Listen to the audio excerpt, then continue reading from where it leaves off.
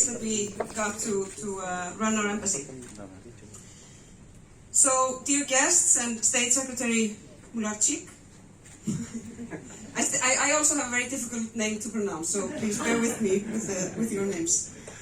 Excellencies, ladies and gentlemen, it gives me a great pleasure, and it is my true honor to be with you today, on the day when Iceland celebrates its sovereignty, by the way, today, to open our embassy here in Warszawie. And the day is actually not a coincidence.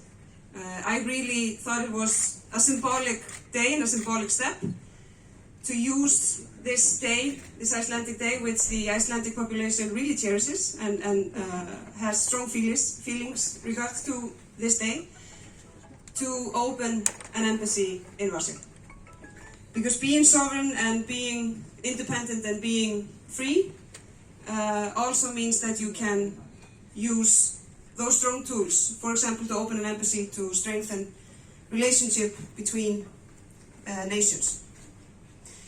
It was one of my earliest decisions when I became a Minister for Foreign Affairs to start a serious discussion and then preparations for opening a new embassy in Poland. This is, I know, a very timely step, since Poland has had an embassy in Reykjavik for almost 10 years. And it is a timely step to take for many reasons. And before I proceed any further, I would like to use the opportunity to thank two people with us here tonight. Gerard Pokrzywski, the Ambassador of Poland in Reykjavik.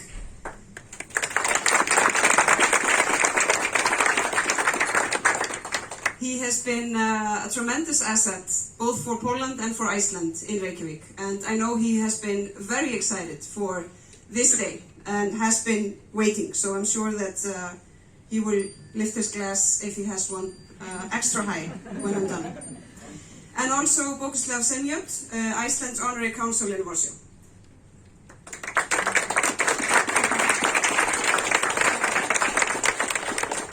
Without your endless support and hard work, we would not be standing here today.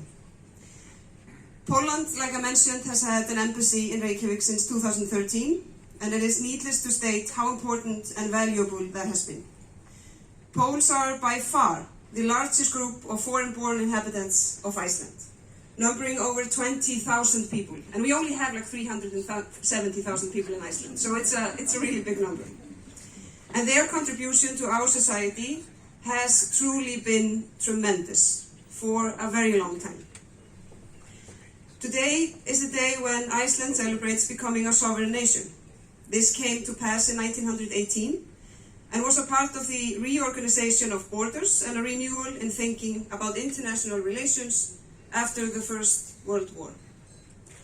At exactly the same time, Poland was also establishing itself as an independent state, and Iceland recognized Poland in 1922. The course of history and repeated aggression by neighbors deprived Poland from maintaining its independence throughout the 21st century. We Icelanders were fortunate to have established our independence without bloodshed, unlike our friends here in Poland, who have had to make tremendous sacrifices. Yet, I believe that there is a common feeling in the people of Iceland and Poland of an intense will and need to be independent, sovereign, and free. The Polish fight for freedom and human rights when suffering the repression of the Soviet Union is an inspirational part of history. Personally, I have the deepest respect for Poland and its people, and through my friendship with people of Polish descent, many of my views of the world have been shaped. And I truly mean this. It was almost a surprise where I searched for my guidance when everything changed at February 24th. And I found out that my views, my vision, my strong belief on what's right and what's wrong in that situation, I actually got from Polish friends in Iceland. It has also been inspiring to see Poland re-emerge as a major player in the international politics. This has been underlined in the current crisis caused by Russia's invasion of Ukraine. Poland has been the leading European power in the response to this horrific event.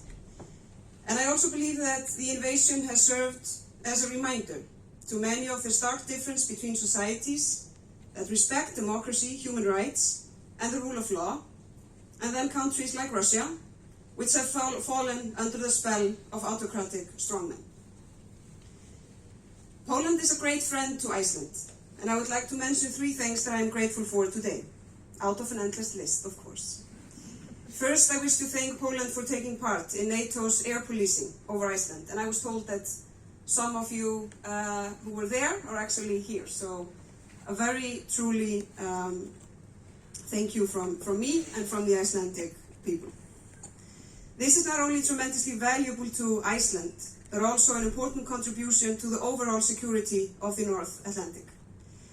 Second, I want to mention that we have increasing business relations, not least in the fields of innovative industries and technology, where Icelandic companies have benefited from increased relations with the fantastically capable engineering, technology, and business talent in Poland. We also have valuable collaboration through the EEA structural funds. On the business side, there is also growing collaboration in the fields of renewable energy, environment, and climate. The tragic developments in the past few months have demonstrated the urgency of cooperating in developing new and creative ways to meet future energy challenges. The possibilities are next to endless. Third and finally, I want to mention that for almost 40 years, a group of nuns from Poland have lived in the Carmel convent in Hafnarfjörður. These women have done great humanitarian work and are both loved and respected in the Icelandic community. Dear guests, our independence came at a gloomy time in our history. Europe was in ruins after a terrible world war, and the influenza pandemic was still raging. For Iceland, the winter had been the coldest on record, and volcanic eruption had caused damage and destruction. Even though the celebration in Reykjavik were muted, the sovereignty truly came as a welcome sunray for the small nation. Today we are also witnessing a brutal conflict in Europe, and the world is still recovering from a devastating pandemic. The times are yet again gloomy. Yet rays of sunshine to cherish are also spreading far and wide.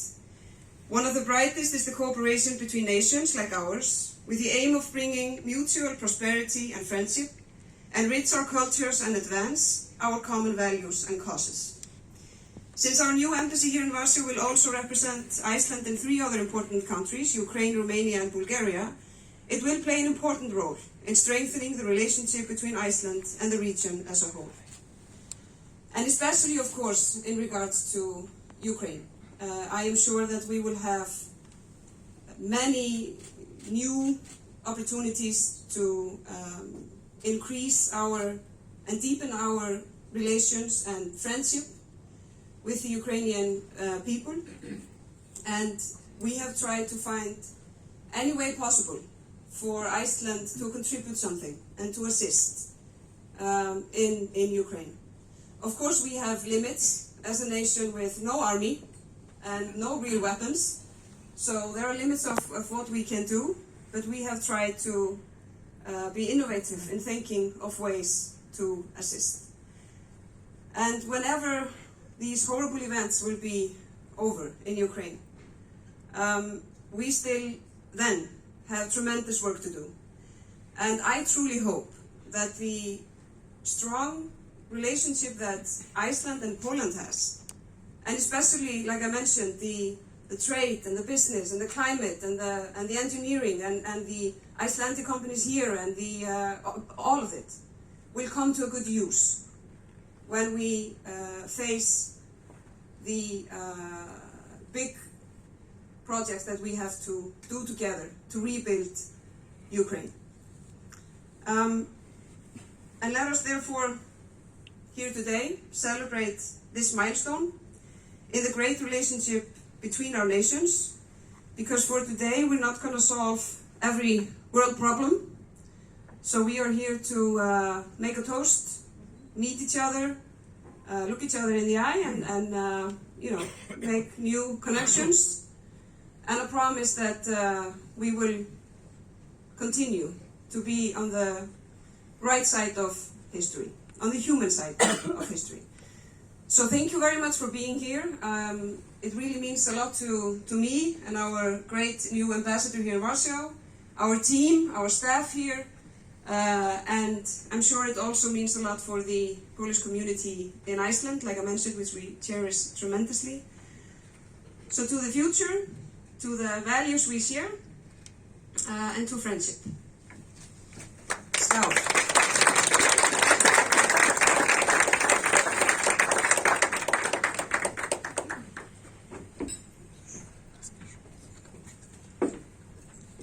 Now I have the pleasure of inviting State Secretary Arkadiusz Mularczyk, a great friend of Iceland, by the way.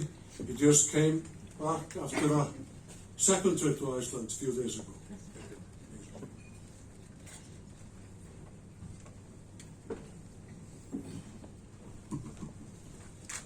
Your Excellencies, distinguished guests, ladies and gentlemen. Virliader, Gestir, Domur or Herer.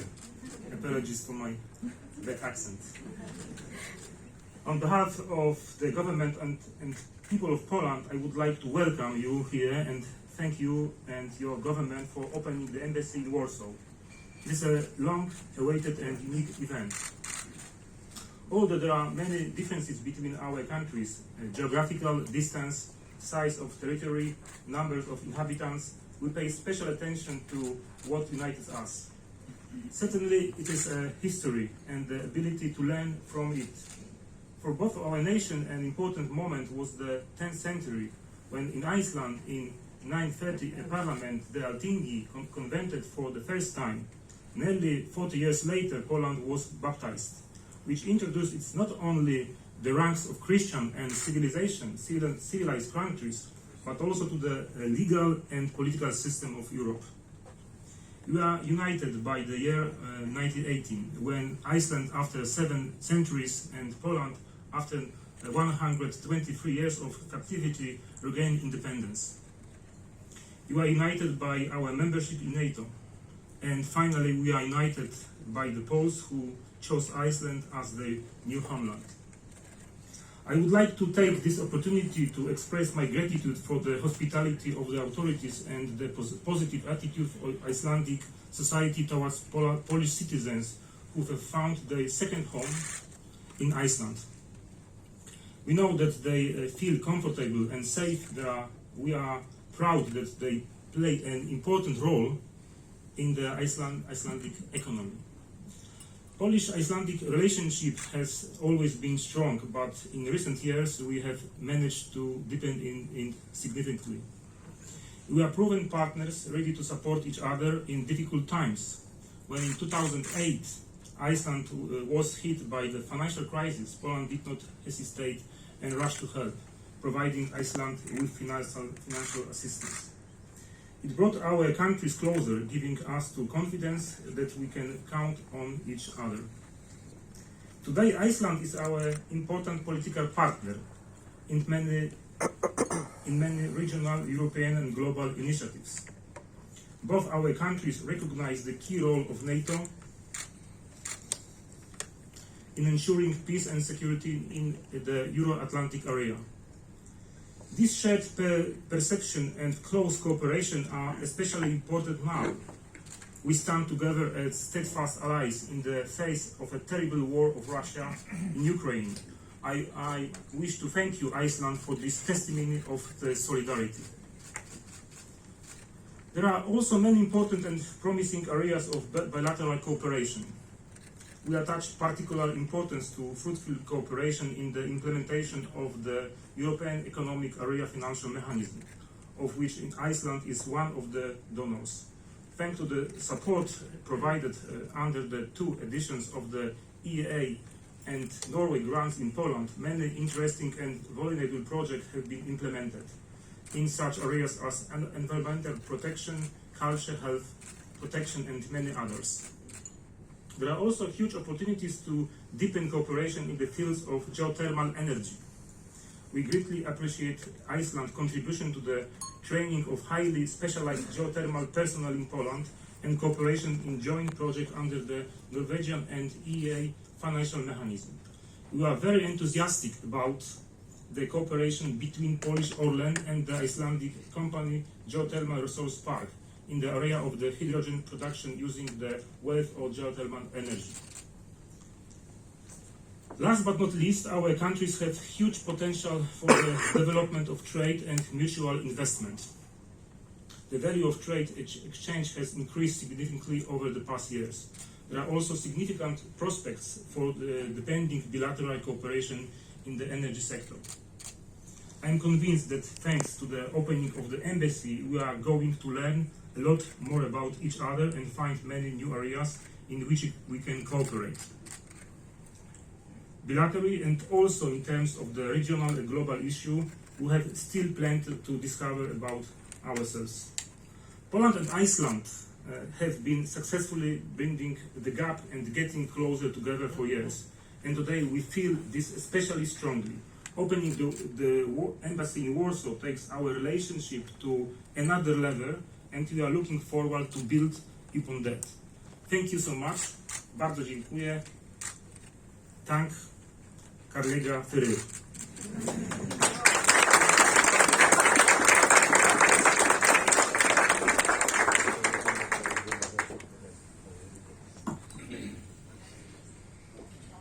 Thank you, Minister. Now I would like to ask three talented young brothers, born and raised in Iceland, but active musicians in Krakow, the Frak brothers, to enter the stage.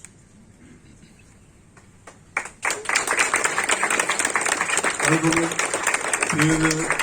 til kynni ykkur sjálfur. Ja, wyginam sjálfur. Dobry wieczór, szanowni państwo.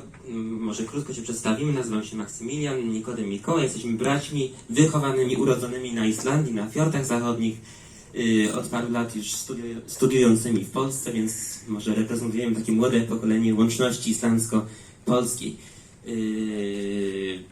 No, krótko zapowiem, będą 3 krótkie utwory, islandzko-polskie oczywiście. Pierwszy wals Kilara, potem Dimmalem Atleheimer Sveinsson i na koniec kaprys polski Grażyny Bacewicz.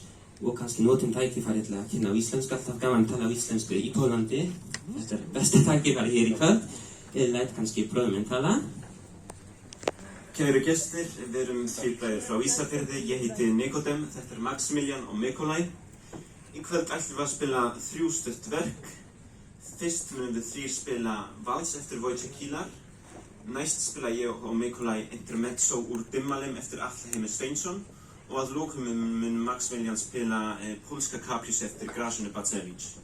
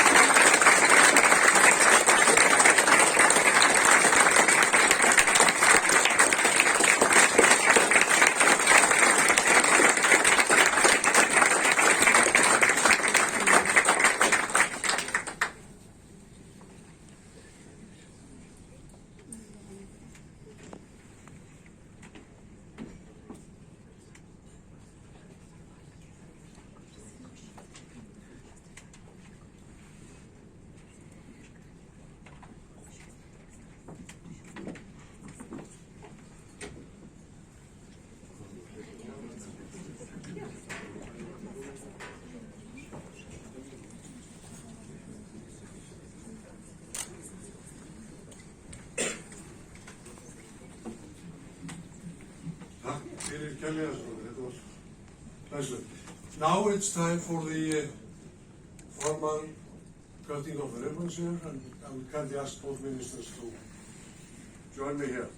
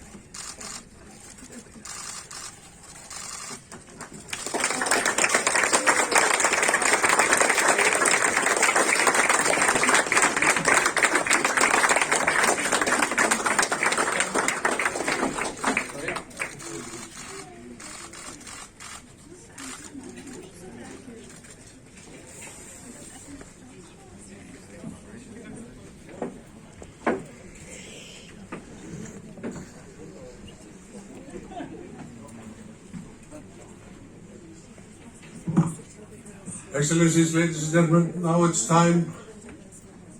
time to enjoy some Icelandic specialities. We have two stations here, food stations. The food is prepared by Master Chef Friðrik Sigurðsson, who is actually the head chef of the Icelandic Ministry of Foreign Affairs. He will come later and greet you, but I kindly invite you to go ahead and enjoy some Icelandic specialities. Takk fyrir kærlega.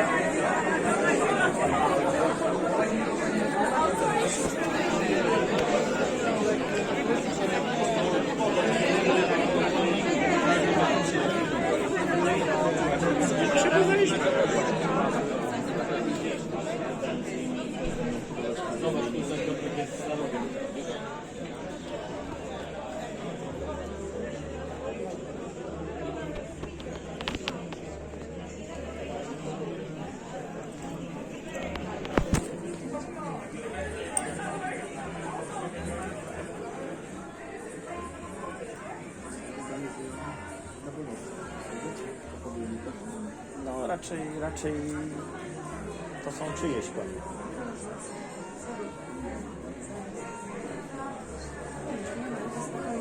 A pani też z Islandii też tam? To znaczy się nie. Nasze siostry tam pracują, my tak reprezentacyjnie dzisiaj, bo one nie mogły przyjechać. Tak. Od kilku lat jesteśmy, siostry tam dwie szkoły, są dyrektorkami szkół polskich. Także wkład bardziej mamy w tą polskość, niżeli... Ale tam zdaje się, że od dawna były tak, polskie... Są siostry karmelitanki i właśnie pani premier wspomniała o karmelitankach i one mają taki duży też wkład, nawet jak, bo tam w większości raczej są czy luteranie, czy innych wyznań, bo bezwyznaniowi, natomiast siostry są rozpoznawane i tam dużo kto jest, to po prostu przychodzą i odwiedzają. No i tam generalnie nie mogą wychodzić, bo one są zamknięte. W zamkniętym tym. Chyba że tam, nie wiem, jakieś pojedyncze te karmelitanki, ale raczej nie. że zamknięte. A my pracujemy przy parafii polskiej, tam zostałyśmy zaproszone. Przy katedrze. Przy katedrze. To nie jest polska parafia. Tak, w sumie tak, przy katedrze. No i co? I Katecheza, takie... różne tam prowadzenie różnych grup, ale też siostry nasze są dyrektorkami szkół, nie religijnych, tylko tych szkół przy ambasadzie. Normalnie polskie przy ambasadzie, tak. Są takie sobotnie szkoły dla dzieci. Tak, była jedna, Tam jest historia, język polski. A dużo dzieci się tam uczy? Kilkaset. Kilkaset, no to ładnie. W dół szkoły. już teraz Religia dla są też oczywiście nauczyciele świeccy, prawda, w większości. Moja bratanica Tak? też chodzi do takiej szkoły właśnie. Takie sobotnej, tak? Czyli wiem, jak to się odbywa. A, bo siostra pracowała w Anglii. Ja pracowałam na nauce dziewięciu. Także też już jesteśmy jakoś tam rozpoznawalne. Tutaj gościliśmy niedawno panów pilotów. Tam na placówce. Bo rozumiem, że siostry nie były w Islandii. Znaczy ja byłam, tak przy zakładaniu tego. No przepiękny kraj, a panowie też... Ja byłem kilka razy, natomiast kolega by chciał, ale jeszcze nie był. No przepiękny kraj, taki surowy, ale... No, Oczywiście, że piękny. Wybieraliśmy to był krach, tam wtedy ten ekonomiczny, później pandemia i tak ciągle coś, jakieś swoje obowiązki zawodowe i to troszeczkę odciągało. to zapraszają nas do jakiejś konsumpcji. To może... Tak. To zaraz tam podejdziemy, żeby tłoku nie robić, tylko jeszcze tu sfotografujemy te piękne fotografie.